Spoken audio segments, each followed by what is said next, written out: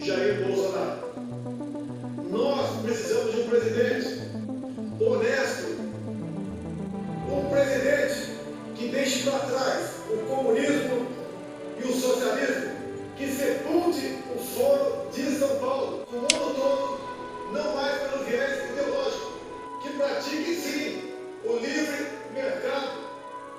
Um presidente que jogue pesado na questão da insegurança pública. Precisamos de um presidente que, acima de tudo, tenha a palavra. Brasil acima de tudo, Deus acima de todos.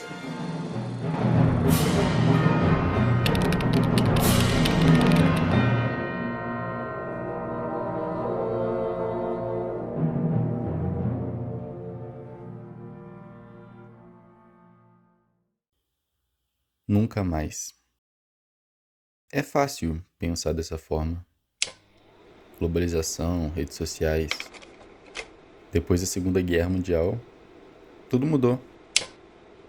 Agora a gente sabe como isso se parece. E não pode acontecer de novo. Quer dizer, com certeza não vai acontecer, né?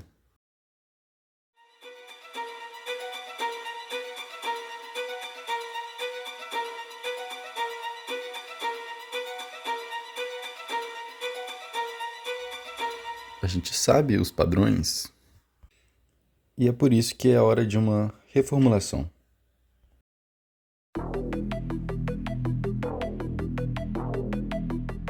A partir das últimas décadas, sobretudo com as novas lideranças da direita radical populista, a partir da massificação do uso da internet, das redes sociais, e a partir da radicalização online, existe um novo uso dessas simbologias clássicas e da estética do fascismo. Qual que é esse novo uso? É um novo uso que não faz uma circunscrição a esse tipo de organização neofascista, ou seja, não são organizações que estão restritas exclusivamente, ideologicamente, ao universo do fascismo clássico. São novas formas das chamadas novas direitas que, eventualmente, fazem acenos a esses símbolos, a essas questões. E por que fazem esse aceno? Por diversas razões. Se a gente pensa, por exemplo, figuras políticas majoritárias, ou seja, não organizações grupusculares, não grupelhos, se a gente pensa em lideranças políticas como Donald Trump, Jair Bolsonaro e outras tantas figuras, a gente vai verificar que nos últimos anos há eventos, ocorreram eventos em que símbolos, slogans, sinais do universo do fascismo foram retomados. O próprio lema Deus, Pátria e Família, por exemplo, que foi o lema do integralismo ali no século XX, é retomado pelo bolsonarismo. Por que isso acontece? Essa é uma operação muito complexa, na realidade. No primeiro momento, pode ser um aceno aos grupelhos neonazistas, um aceno aos grupelhos neointegralistas, um aceno aos grupelhos neofascistas. Por quê? Porque esses grupelhos são as bases mais radicais e mais extremadas da própria extrema-direita. Podem ser grupos que são mobilizados para o universo da movimentação das direitas radicais, como, por exemplo, o ataque ao Capitólio por grupos da direita alternativa estadunidense. Mas, além disso, essa utilização é também uma forma de construção de uma identidade política muito fluida, ou seja, ao mesmo momento que essas lideranças utilizam símbolos do fascismo histórico, utilizam elementos simbólicos do fascismo histórico, elas vão pensar referências de outros universos e também trazer novas referências. A extrema-direita segue usando essas estratégias, as quais ela sempre usou. Um nacionalismo exagerado, vitimização de grupos dominantes e, é claro, religião.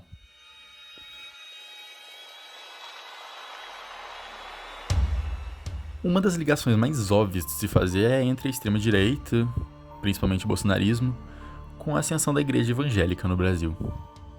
O poder enorme que tem em usar literalmente o nome de Deus para disseminar sua ideologia é até subestimado, porque se você tem um livro sagrado para apoiar algum dos seus princípios e acredita veementemente que Deus está desse lado, não tem praticamente nada, nem ninguém, que vai mudar sua opinião. Mas isso já é coisa antiga. Agora, o que realmente tem de novo e que tem passado despercebido pela maioria? Olha, a estética do que eu estou me referindo como nova estética do fascismo é incrivelmente difícil de destacar, já que não tem nenhum modelo histórico para eu apontar. Enquanto no passado, as ideologias fascistas eram mais escancaradamente unificadas e unidas em representar uma única ideologia. Já hoje, tem diversos movimentos que diferem em vários aspectos, mas ainda assim tem claras características fascistas na sua ideologia.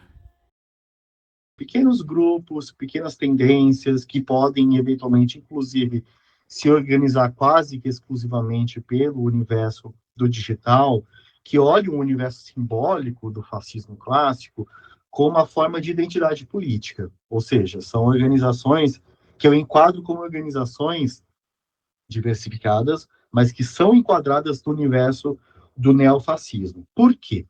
Porque essas organizações, elas fazem uso da simbologia do fascismo, das ideias básicas do fascismo, as ideias fundamentais do fascismo, como uma forma de construção de identidade política atrelada a essa experiência histórica.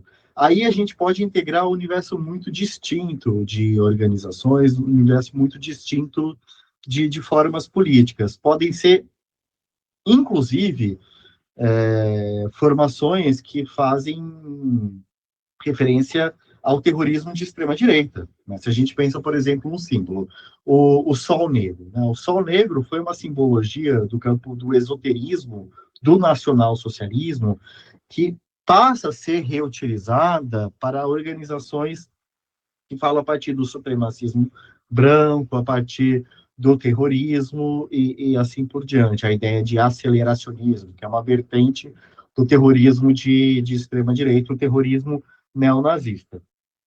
Esse símbolo, então, ele é utilizado por diversas organizações que se veem atreladas ao universo ideológico do nacionalsocialismo construído e consolidado durante o século XX. Então, são organizações neonazistas. Esse é um dos pontos da utilização dessa simbologia.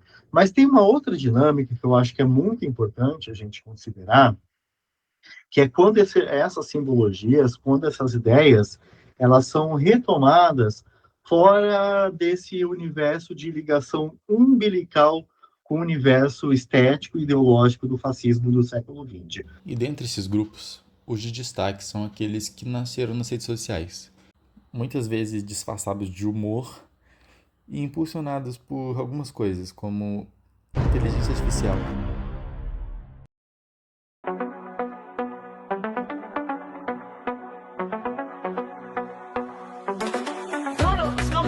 You free, bringing the light for all to see. No more tunnels, no more fear. Trump Gaza is finally here. Trump Gaza shining bright, golden future, a brand new light. Feast and dance, the deal is done. Trump Gaza, number one. Trump Gaza shining bright, golden future, a brand new light. Feast and dance, the deal is done. Trump Gaza, number one. Que é basicamente o sonho erótico da extrema-direita. Poder produzir artes em massa, sem envolver nenhuma originalidade e pensamento crítico. Quer dizer, imagina você contratar um artista de verdade para fazer isso. E em que momento que utilizam esses sinais explícitos da estética fascista? Muitas vezes em momento em que há crises políticas desses governos, ou seja, em momentos que é necessário estabelecer um certo diversionismo político, ou seja, mobilizar a opinião pública a partir do rechaço a essa utilização. Em grande medida, momentos em que há utilização de simbologias do fascismo clássico, nesses governos da direita radical populista, momentos em que há outras crises para onde querem mudar os holofotes. Além disso, uma espécie de defesa da masculinidade com o surgimento da machosfera nas redes. O propósito do homem tá sempre acima do propósito da mulher. A mulher tem muita coisa de tentar moldar o cara, tentar colocar o cara, debaixo dela. O cara exercitar isso aí, ele começa a entrar um pouco mais nessa questão, da rebeldia, de ser um cara mais autêntico, de ser um cara mais original. Que assim como os movimentos fascistas históricos, valorizam a masculinidade como um culto ao corpo forte, definido, mesmo que seus ídolos não sigam isso. E ideias misóginas no geral. Você quer ser uma mulher de alto valor? Como você vai servir o seu homem? Você não pergunta pra mulher pra quantos caras você deu, porque você nunca vai ter resposta completa. E se ela te dá uma resposta, você multiplica por 2. Tudo isso porque as corporações, os tech bros, permitiram. E hoje, melhor do que nunca, a gente entende por quê. I think having a culture that celebrates the aggression a bit more has its own merits that are really positive. It's one thing to say we want to be kind of welcoming and make a good environment for everyone, and I think it's another to basically say that masculinity is bad. Todo esse movimento que nasce como combatente da cultura woke, que é uma ideologia que ganhou muita força nas redes sociais e até uns anos atrás era predominante. E todo esse movimento contrário é o que permitiu a ascensão de um regime tão radical como esse que a gente vê nos Estados Unidos. Mas será que a gente sofre uma ameaça de essa virada acontecer também no Brasil nas próximas eleições?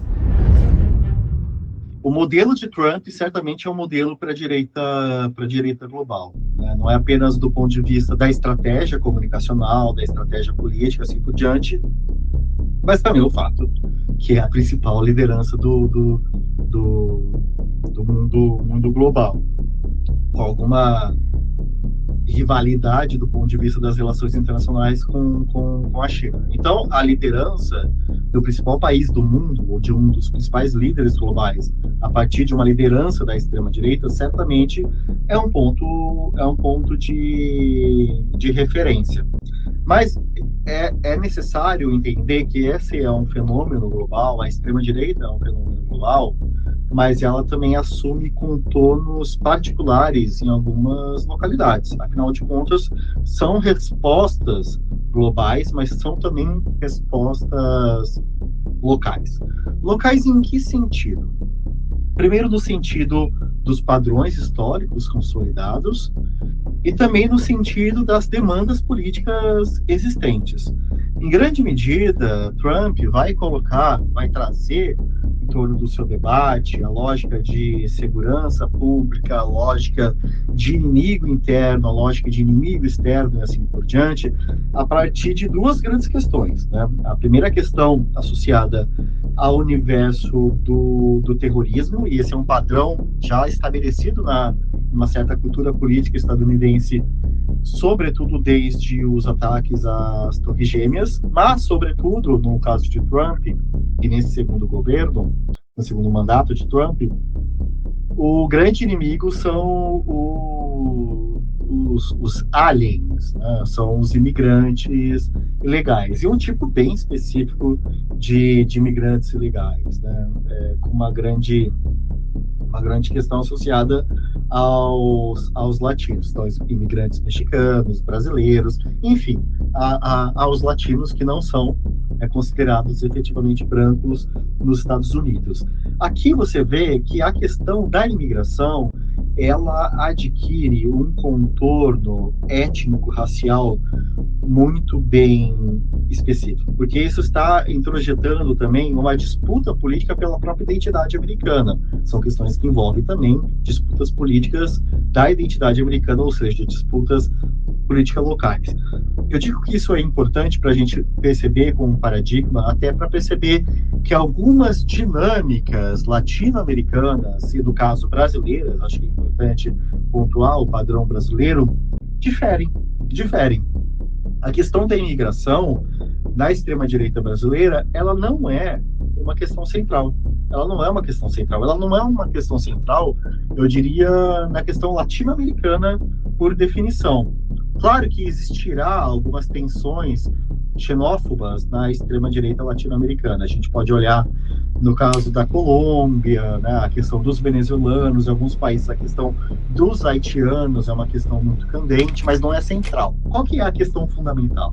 É a questão da segurança pública. É um dos aspectos mais importantes no discurso, na identidade, na proposta política da extrema-direita latino-americana. O Bukele, ele é, sem dúvida alguma, uma grande influência, mas em grande medida o próprio Bolsonaro foi e é, e também a extrema-direita sem Bolsonaro, né? Que a gente vê o caso do governador do Rio, a gente vê o caso atualmente do governador de São Paulo, Cláudio Castro, Tarcísio de Freitas, que são muito preocupados com a questão da segurança pública. A questão do chamado narcotráfico, né? As disputas as propostas de inclusão do narcotráfico dentro do rol do crime de terrorismo, que é uma discussão que a extrema-direita brasileira tem colocado em questão. Isso é importante a gente situar também historicamente, porque em grande medida o combate ao tráfico é entendido como um propósito e uma questão do ponto de vista da militarização da sociedade. Este é um outro grande aspecto muito forte nas extremas-direitas latino-americanas, que não são aspectos novos. A existência de uma extrema-direita militar, ela compete em grande medida a intensidade de ideários da extrema-direita dentro do campo militar. O anticomunismo, fundamentalmente, a lógica de destruição do inimigo, que é uma prática comum ao universo militar universal, digamos assim, mas, sobretudo, essa percepção de componentes do ideário militar brasileiro e latino-americano em torno da sua capacidade, aqui eu coloco entre aspas, a sua capacidade política, porque as instituições militares não são instituições políticas, mas da formação da identidade militar dos militares latino-americanos, e aqui o Brasil é, sem dúvida alguma, um caso paradigmático, a sua capacidade política é vista como uma condição sui generis. Da proclamação da República até a atualidade, os militares se julgam, ou parcela significativa dos militares, se julgam como legítimos atores políticos para salvar a democracia da própria população. Isso, em grande medida, estabeleceu uma longa história da extrema-direita brasileira. A extrema-direita brasileira, ela é, em grande medida, uma extrema-direita também militar, o que buscava, almejava a militarização da sociedade brasileira. Eu trago isso justamente para a gente olhar para além das similaridades com o modelo de Trump. Certamente, Trump traz muitas referências do ponto de vista não somente da forma comunicacional da chegada ao poder, da forma de desarticulação dos atores políticos e da forma também da erosão subreptícia, ou seja, a erosão da democracia de dentro para fora. Mas, além da erosão da democracia de dentro para fora, e Trump é uma referência absoluta desta era das crises das democracias, é necessário também ver o componente militar como um padrão histórico consolidado na América Latina e particularmente no Brasil. Esse padrão histórico vai estabelecer uma leitura do processo político diferente, né? Então, a tentativa de golpe pelos militares com apoio de Bolsonaro e vice-versa é uma grande representação, um grande exemplo dos padrões históricos brasileiros consolidados, né? Dos padrões históricos brasileiros consolidados, eu diria, da forma como que o Brasil pode se tornar também uma referência para a extrema-direita global, inclusive para Donald Trump. Existe uma certa dialética aqui, uma relação onde essas extremas-direitas alimentam-se e se influenciam mutuamente. Então, é necessário ir além da extrema-direita estadunidense, do ponto de vista analítico. É certo que é, sim, uma grande referência Trump, a destruição da democracia nos Estados Unidos, a tomada de poder trumpista do Partido Republicano, sem dúvida alguma, ela serve como referência. Mas, à mesma medida que essas extremas-direitas latino-americanas se atualizam, olhando Trump, Orbán, olhando Santiago Abascal na Espanha, André Ventura em Portugal, elas olham a partir de uma relação política e de elites, né, de elites militares, elites políticas, que já está muito solidificada, sedimentada na realidade latino-americana. Então, o problema não é apenas a trumpinização da extrema-direita brasileira e latino-americana.